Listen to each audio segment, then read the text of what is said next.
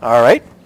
Well, now we've got our guest speaker here, Mabel Osa, to present an introduction to decentralized.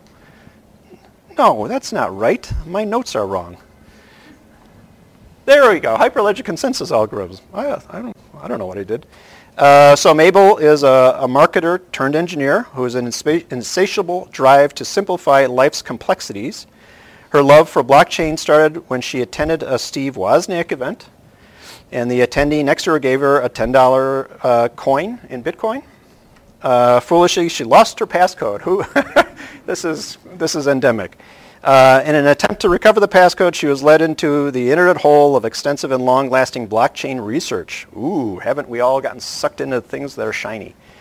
Since then, she's been obsessed with the subject, participated in hackathons, trained in solitude, and is now deeply involved in the research of blockchain consensus algorithms. And you're at Wells Fargo. Mabel has been an active member and the Vice President of Education for Stagecoach Toastmasters, and founded the Blockchain Special Interest Group. She hosts virtual education sessions nationally and in India on a variety of blockchain concepts, and is continually intrigued by the discovery of new and different aspects of the technology. Her passion lies in understanding the technical aspects and how the technology can better connect the world. So, and by the way, Mabel came up here from San Francisco just to talk to us, so keep that in mind. Mabel. So I'm going to hand this over to you. We're going to do a trade-off. Thank you. So there we go.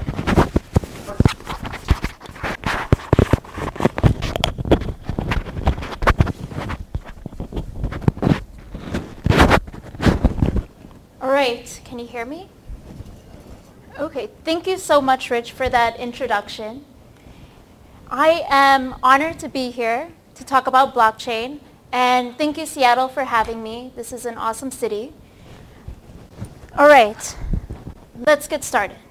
So today I'll be talking about Hyperledger consensus algorithms, and my agenda will include consensus fundamentals, then the Hyperledger consensus algorithms, the moment we're waiting for. And if we have extra time, I'll talk more about getting involved with Hyperledger and what's involved in that. You all took the first step in getting involved with Hyperledger by joining a Hyperledger meetup, so congratulations on that. All right, you're probably wondering, why am I talking about consensus at a blockchain meetup? Like, what is the connection between blockchain and consensus? So if you take a step back and you look at how a transaction happens in a blockchain, like before, so first the transaction's initiated, then it's proposed to a block, and before we make this a permanent record for everyone to view, we need to make sure it's correct, right? So that's kind of where the consensus comes into play.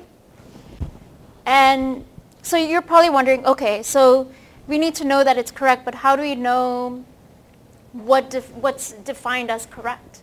And so that kind of leads us to that million-dollar question of how do we find agreement? And you can probably take a stab at this question. It is consensus. So what is consensus? It is an agreement on the order, and it's used to validate the correctness of a transaction. So, sorry. And it's really it's kind of like the heart and soul of a blockchain system. It's really what makes it trustless. And so you probably heard of a popular consensus out there, and it's proof of work. Does anyone know what proof of work is? Would you mind, any brave souls, define it briefly? Yes? Showing that work is done to prove that the ledger has, the ledger that has the most work done is the one that you should trust. So you trust the mining of all the computers to show that this is the ledger that you should trust because it's done all this work. Yeah, that makes sense, using the word in the definition. Any other takers? Okay, so, sorry, what's your name? Matt? Pat, sorry. I'm making up names. So kind of like what Pat said, in proof of work, everyone's kind of like racing to solve a cryptographic puzzle. And whoever solves a puzzle the quickest gets to mine that block. So it's very much a lottery-based consensus. And then that's kind of where it makes it kind of controversial because everyone's trying to solve this puzzle the quickest, and that involves a lot of electricity, and that's what makes it kind of inefficient. And so that's why we've heard of like all these 8 million different types of consensus, like proof of work, proof of this, proof of that. It's like never ending. So it's important to kind of take a step back and understand what a consensus is. And so like if you were to kind of like look at a consensus algorithm and you were to kind of like hire it for a job, you would make a job description and you would have to say, okay, consensus has to do two things. They have to give me order, and this is crucial because of the double spend problem. Like if I told Pat, I'm going to give you $10, and I told Seth, I'm going to give him $10, the order of that promise means everything because that determines who gets my $10. So order is everything. And then the second thing is we need to find agreement because we are a consensus, right? So this is the job description. And then if we were to look for, these are the qualifications for that job. And the basic qualifications. And if you're going to like dream about anything tonight, I hope you dream about like liveness and safety. Like just keep thinking about that. Just keep going back and forth on that. So liveness tells us, will it deliver? And will everyone be on the same page? Then safety tells us, is it consistent? So if everyone's on the same page, if I put the same input, I should get the same output back, right? And so remember these, liveness and safety, and I'll mention them further on the presentation. So these are the basic qualifications, but if we're going to take it a step further, not step backwards, then you would have the nice to haves. And this is kind of actually based off of a 2016 KPMG study. And the study, the two things that kind of like stood out to me from this study was governance. And governance was interesting because this is going to be completely re-engineered with blockchain. Because governance used to be handled by individuals in a company or different business units, and now much of that is going to be automated. Another thing that kind of stood out to me was implementation approach. So this is created this survey was taken in 2016. It's like close to the end of 2008, well halfway. We're in 2018, and I haven't seen a solid blockchain implementation yet.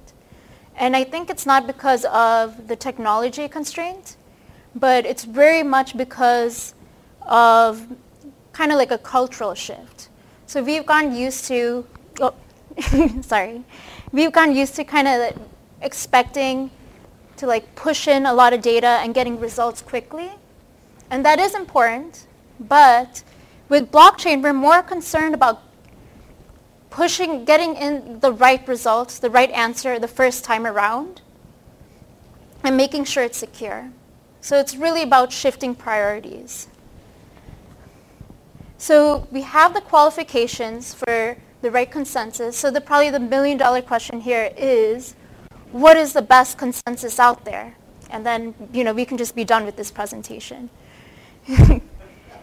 So there is no best consensus out there. Every problem has its own personality, and every consensus has its own personality. So like if you're going to solve for something that you don't understand the participants involved, then you'd go for more of a Nakamoto style of consensus that's a little more creative, like proof of work, proof of stake, proof of elapsed time.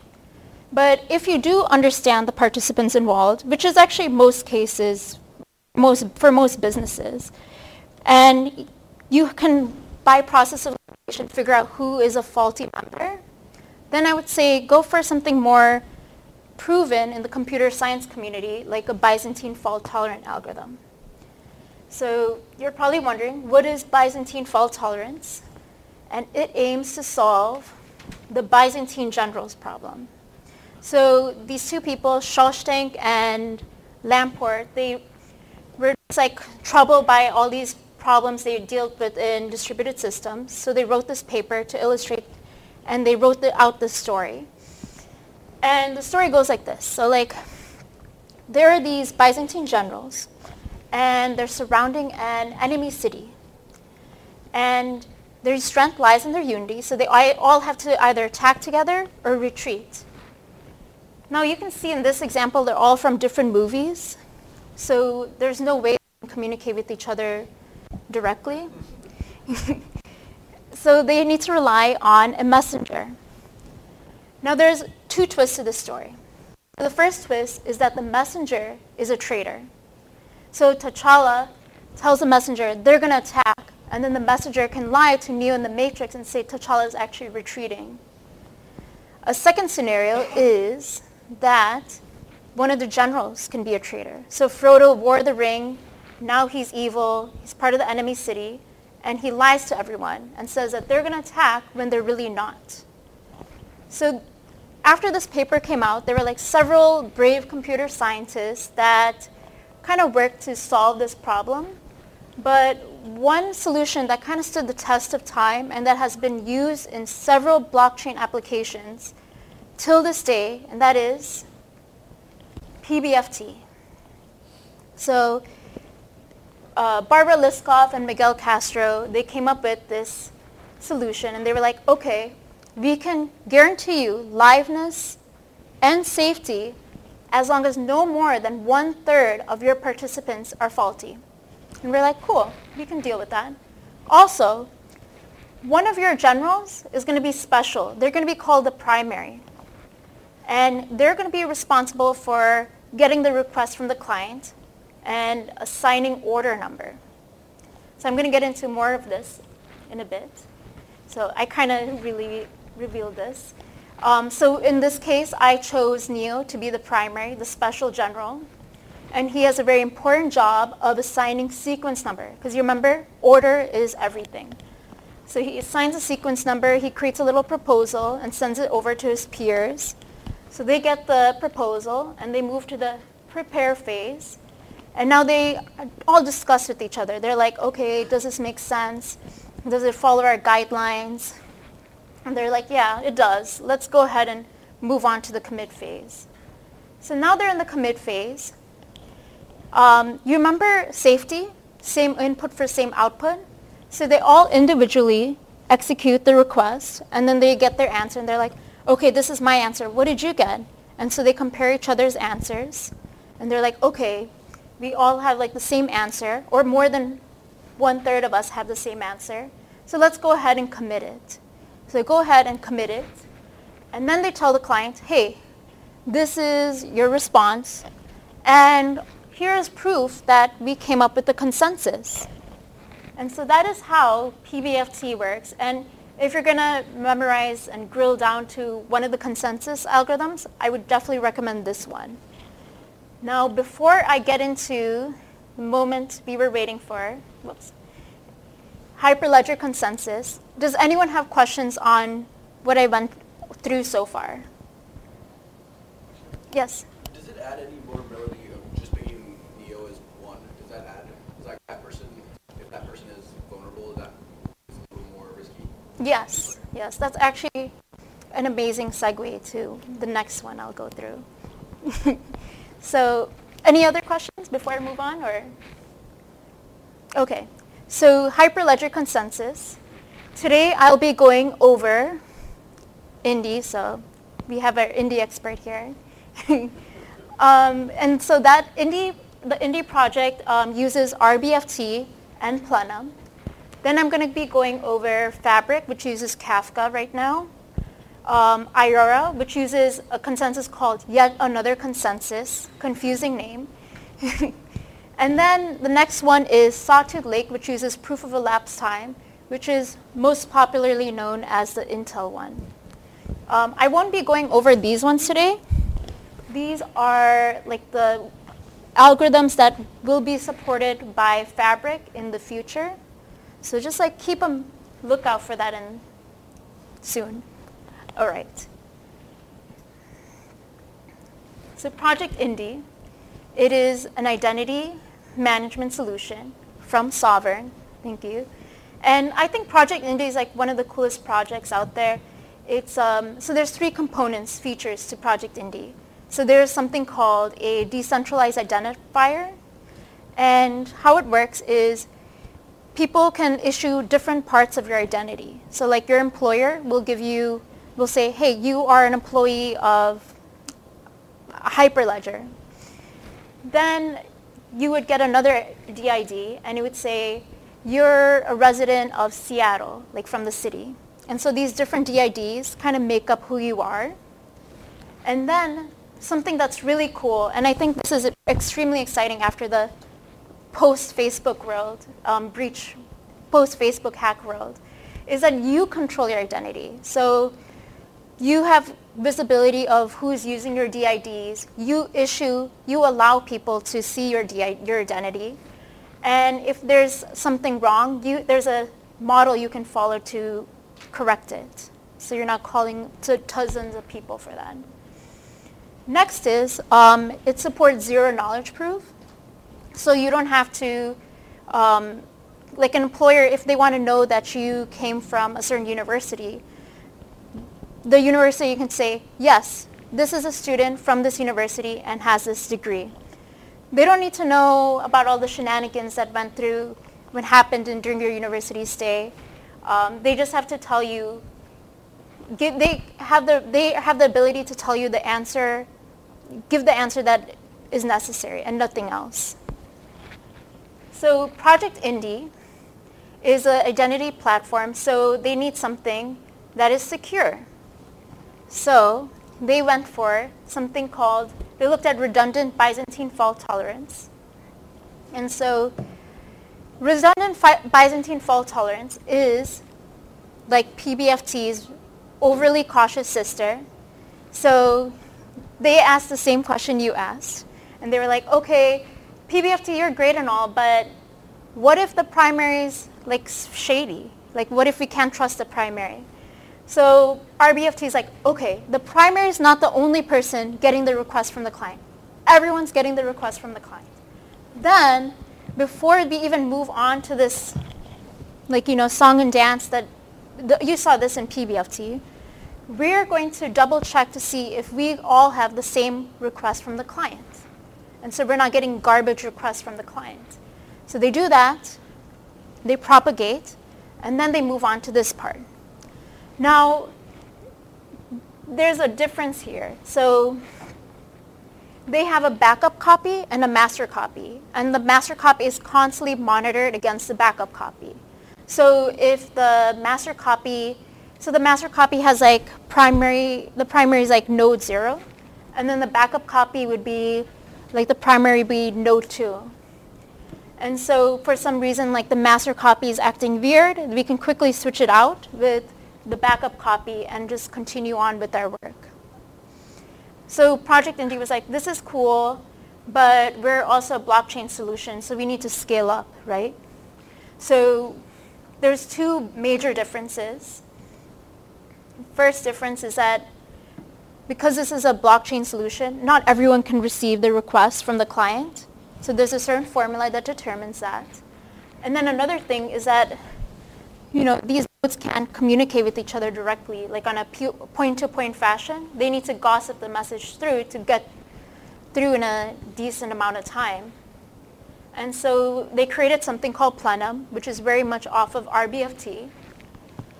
And so that is the consensus for Project Indy. All right. Moving on to Fabric, which is, I think, one of the most popular ones I've heard of. So this is very much like the Legos of permission blockchain solutions. It's very modifiable, and I think that's what makes it so popular, is that it's easy to kind of work with pre-existing systems. It's contributed by IBM. So if you want to learn more about Fabric, I would definitely check out the IBM documentation. They have a whole course on using Fabric. So with Fabric, right now it uses Kafka, which is not Byzantine fault tolerant. It is, that's weird. 1 minute. Let's see.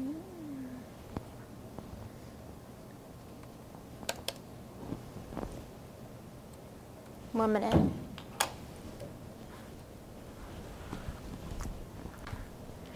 I guess I can't get rid of this. Huh?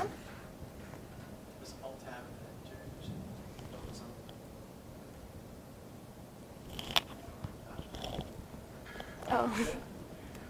It's like I can't see it on my computer. Huh?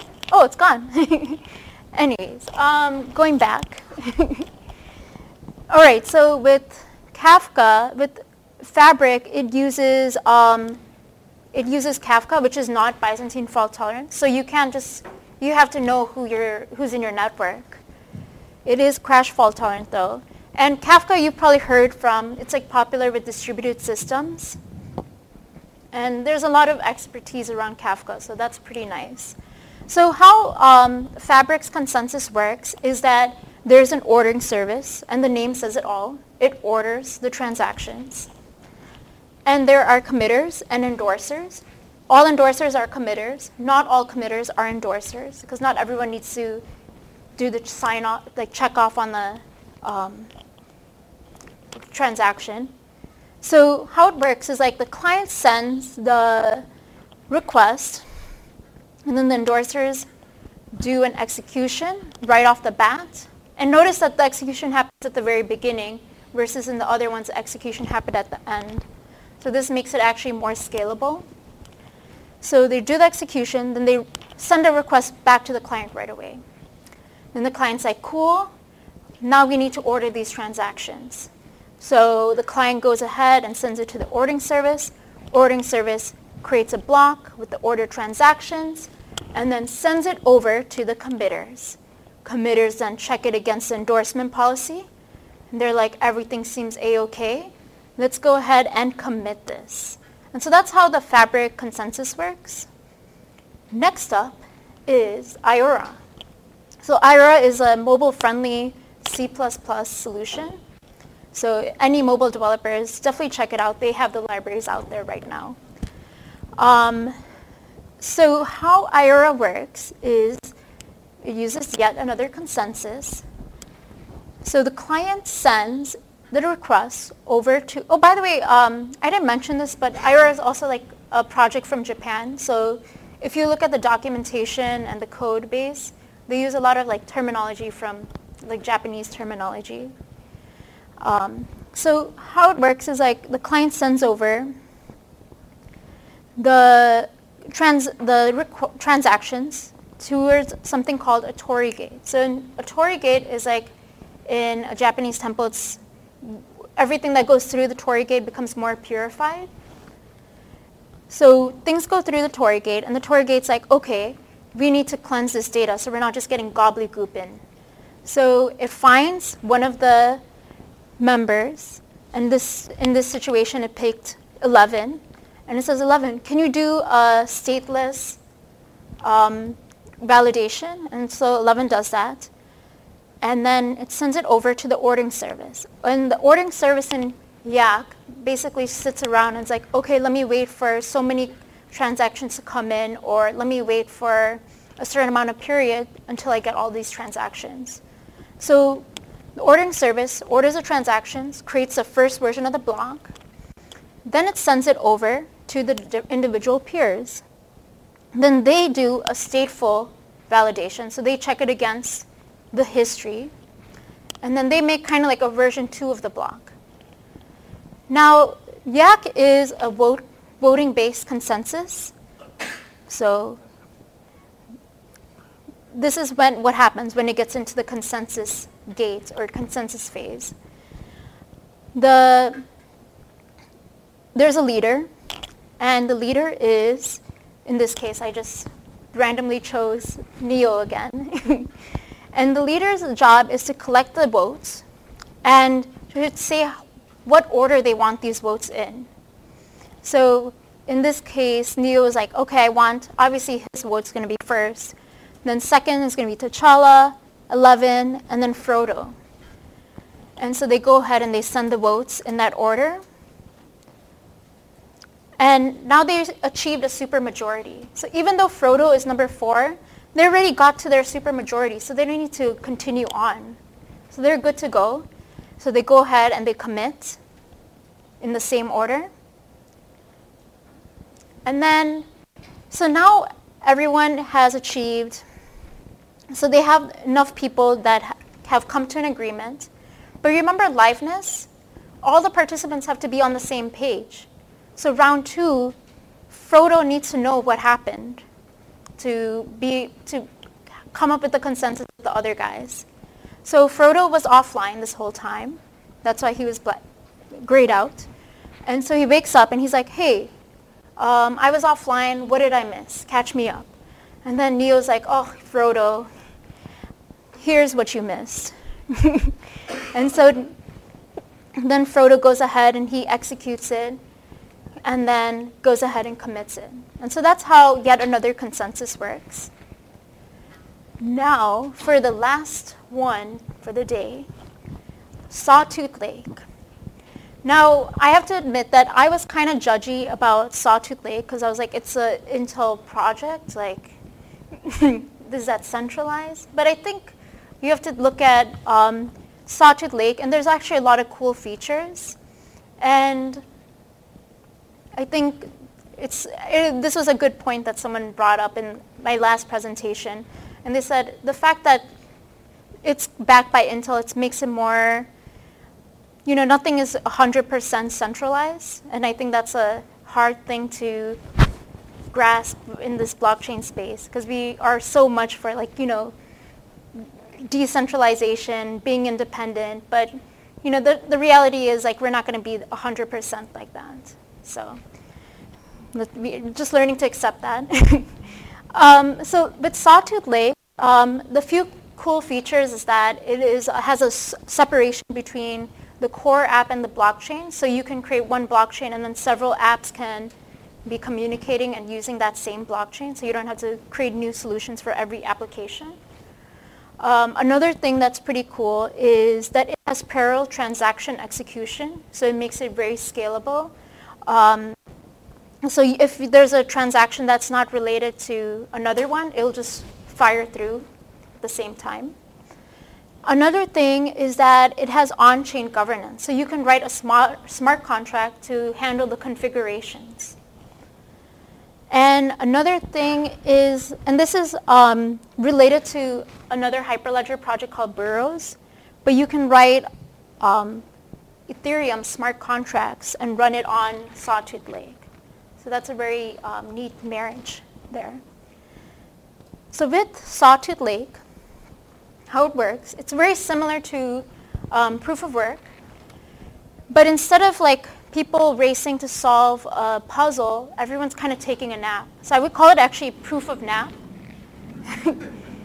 So they all, kind of like in proof of work, everyone has a specialized hardware to solve these puzzles.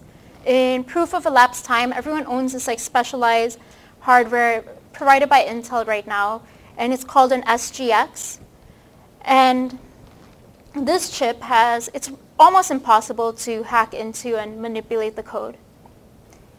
So basically, you create your code over here, oops, and then it communicates with this, and the code in the SGX kind of says hey, you're trustworthy, and everything seems right.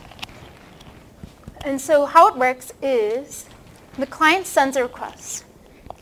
Now, everyone wants to mine this block, this transaction. So what they do is they go to their SGX and they're like, hey, give me that wait time. And so the SGX is like, okay, here's your wait time. Go to sleep for this amount of time. They're like, okay. So they go to sleep for that certain amount of time. Then they wake up, their wait time has expired, and everyone gets a different wait time, and it's all random. And so their wait time expires, and then they wake up and they're like, hey, can you verify to everyone that I waited the time you told me to wait? And they're like, okay, you did wait the time I told you to wait. And so in this case, 11 had the shortest wait time, so 11 gets to mine that block. So she executes it, and then sends it over to the peers, and they all committed. And so this is actually a lottery-based system. Someone at random can mine the block. And that is how proof of elapsed time works. All right, takeaways. Consensus is the heart and soul of a blockchain system. Live and breathe liveness and safety. And I would definitely master PBFT. And I think this is very important because I learned it the hard way. Hyperledger is open source, so there's several people around the globe developing on Hyperledger and making all these major decisions. And so it is changing in a rapid pace. Personally, I was working on the Iroha slide, and I didn't realize that they actually changed the consensus to Sumeragi. I mean, they changed it from Sumeragi to yeah. And so you definitely don't memorize and don't fall in love with the details, but understand the concepts and learn how to think about this all in a critical manner. And another thing is, no solution is perfect. And I think that's the problem. A lot of people believe that blockchain is secure, and then they're like, forget all the security measures I ever learned. Those still apply, and you still need to think about how each system can be hacked and mistreated to learn how to minimize it. So that is all I have for today. Any questions?